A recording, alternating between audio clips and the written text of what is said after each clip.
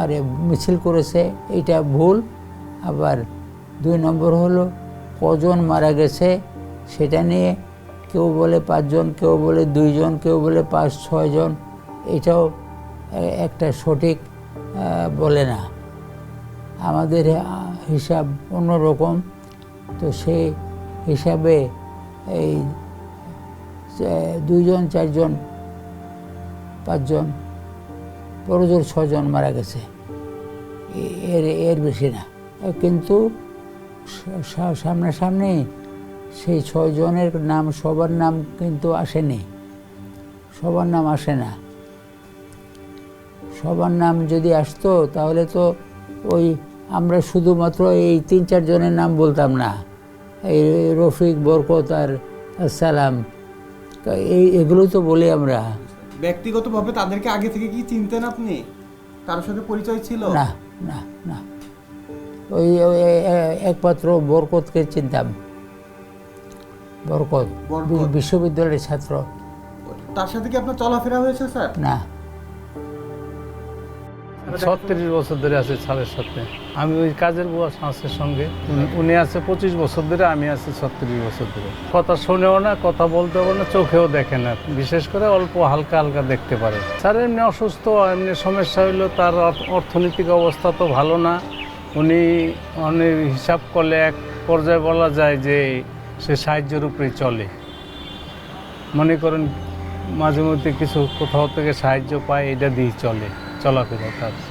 তার কোনো এমনি কোনো ইনকাম নাই, কোনো কোথাও থেকে তার কোনো ইনকাম নেই। আগে মাঝে মধ্যে তার ভাইগনায় কিছু টাকা পয়সা দিত, এখন তাও দেয় না।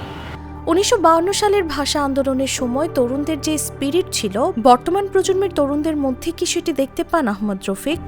শেখ হাসিনাকে ক্ষমতাচ্যুত করেছে ছাত্রীরা আন্দোলন করেই তাকে নামিয়েছে, এটা তো ঠিক কথা। ছাত্রদের আন্দোলন করলেও এই আন্দোলন তো সামগ্রিক আন্দোলন না, এটাকে সবাই জনগণ মিলে আন্দোলন করেছে। যে এটা গণ আন্দোলন, গণ অভ্যুত্থানের কতগুলো চরিত্র থাকে, নির্দিষ্ট স্বভাব থাকে। এইটার কি তা ছিল?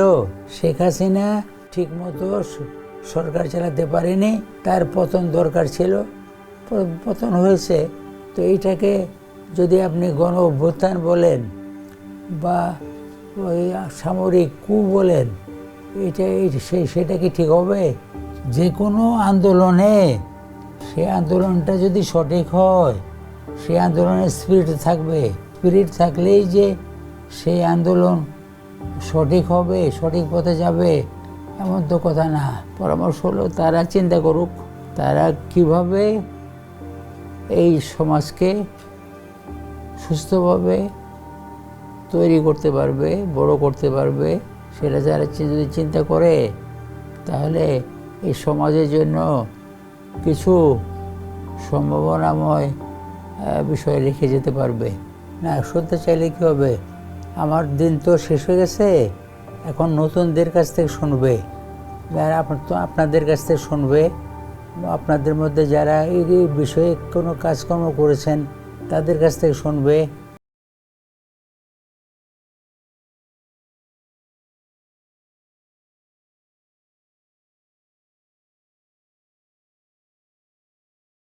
ওদের কাছ থেকে কিছু শোনার নেই, শুনবে নতুনদের কাছ থেকে।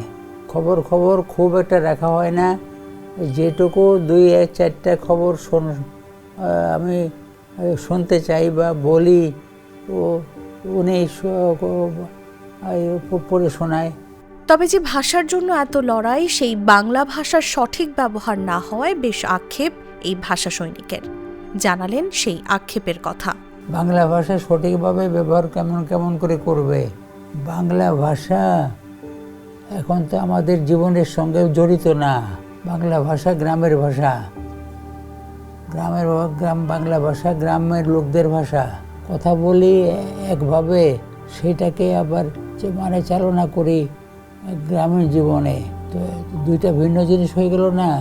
যেটাই বলবে সঠিকভাবে বলবে, ভালোভাবে বলবে, সঠিক উচ্চারণে বলবে। 1952 সালে বাংলা ভাষার জন্য লড়াই করা এই সৈনিক ঢাকা মেডিকেল কলেজের শিক্ষার্থী ছিলেন।